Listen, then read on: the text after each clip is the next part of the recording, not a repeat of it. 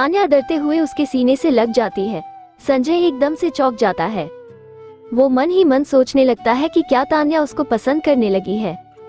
तान्या उसके सीने से लगकर रोने लगती है। उसको यूं रोता देख संजय बहुत दुखी हो जाता है और उसको अपने करीब करते हुए पूछता है, क्या हुआ, तुम रो क्यों रही हो? तान्या रोते हुए बोलती है, संजय मुझे माफ कर दीजिए, आज मेरी वजह से आपका बहुत नुकसान हो गया। संजय उसके बालों में हाथ फेरते हुए कहता है, नहीं, मेरा बहुत बड़ा नुकसान होने से बच गया। अगर तुम्हें कुछ हो जाता तो शायद मैं। ये बोलते समय संजय की आंखों में आंसू आ जाता है। वो तान्या की कमर को पकड़कर अपने और करीब कर लेता है। तान्या उससे कहती है, संजय मैं वो। संजय उसको कस के अपने बाहों में भर लेता है और कहता है, कुछ मत कहो, बस आराम से सो जाओ, हम कल बात करेंगे। तान्या को संजय के परफ्यूम की खुशबू आ रही थी। वो खुद को संजय की बाहों में बहुत ही महफूज महसूस कर रही थी।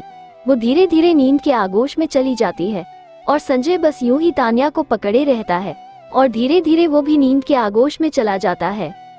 सुबह जब संजय की नींद खुलती है तो वो तान्या को अपने बगल में सोए हुए देखता है। संजय तान्या के चेहरे पर आए बालों को अपने हाथों से हटाता है। वो उसकी सुंदरता में खो जाता है। उसको यूं बेखौफ होकर उसकी बाहों में सोता देख संजय के होठों पर हल्की सी एक मुस्कान आ जाती है। वो तान्या को ध्यान से देखता है। वो सोचता है, काश ये वक्त यही रुक जाता और मैं अपनी बाहों में लिए तुम्हें यूं ही देखता रहता। तान्या, तुम नहीं जानती मैंने तुमसे कितना प्यार किया है। मैं कितना तड़पा हूँ तुम्हारे लिए। तुम्हें खोजते खोजते मैंने तुम्हारे जिंदा होने की सारी उम्मीदें खो दी थी। मैं ये मानना ही नहीं चाहता था कि मैंने तुम्हें खो दिया है। और किस्मत का खेल तो देखो, जब मैंने तुम पे हार मान ली और अपनी जिंदगी में आगे बढ़ गया तो उसने तुम्हें मेरी जिंदगी में शामिल कर दिया। अब तुम मिली हो, मैं फिर तुम्हें खोना नहीं चाहता। ये सोचते हुए वो तान्या के माथे पर हल्के से किस करता है। तभी उसके फोन की घंटी बजती है। वो गुस्से से फोन देखता है। रमेश का कॉल था। वो उठकर लिविंग रूम में जाता है और कॉल रिसीव करता है और गुस्से से बोलता है, क्या है? रमेश समझ जाता है सर का मूड अच्छा नहीं है तो वो बोलता है, सर कांग्रेट्स, हमारी कंपनी सिलेक्ट हो गई है। मैम सच में ऑसम है सर, आज आपकी 12 बजे मीटिंग है। संजय घमंड से सर उठाकर और मुस्कुराते हुए बोलता है, सेलेक्ट तो होना ही था, आखिर बीबी किसकी है? और ये बोलकर कॉल कट कर देता है। तान्या भी उठ जाती है। मारिया दोनों को कॉफी बना कर देती है।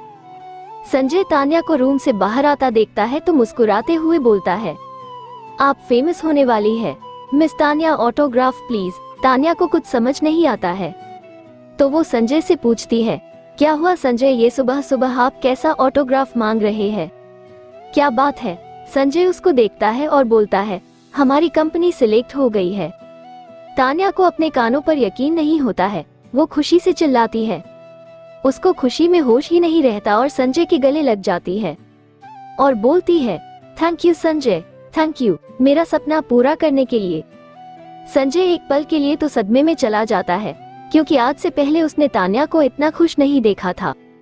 संजय उसके कंधों पर हाथ रखता है और बोलता है, ये सब तुम्हारी मेहनत का नतीजा है। चलो अब जल्दी से तैयार हो जाओ, हमें मीटिंग के लिए जाना है। तान्या हाँ में सर हिला देती है और तैयार होने चली जाती है। संजय बैठकर न्यूज़पेपर पढ़ता है। तान्या तैयार होकर आती है। एक बड़ी सी मुस्कुराहट के साथ बोलती है, तो चले संजय। संजय उसकी तरफ देखता है और उसको यूं मुस्कुराते देख वो सोचता है, आज ये कितनी खुश है। इसे देखकर लगता ही नहीं कि कल ही इसके साथ कुछ बुरा हुआ था या फिर इसने अपनी जिंदगी में इतने बुरे वक्त देखे हैं कि कल जो हुआ उसके लिए वो कुछ भी नहीं था। इसीलिए तो वो इतनी आसानी से सब भूल गई। चलो अच्छा ही है, लेकिन मुझे ये जानना है कि ऐसी भी क्या बात थी जो इसने बिना अपनी जान की फिक्र किए यूं बाहर चली गई।